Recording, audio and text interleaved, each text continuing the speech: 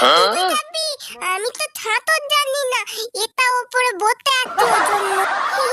উফ বাবা রে বাবা, ঝড় তো কবে চলে গেছে না ব্যাপারে। তাকে দেখি কোথায় গেল বাবা।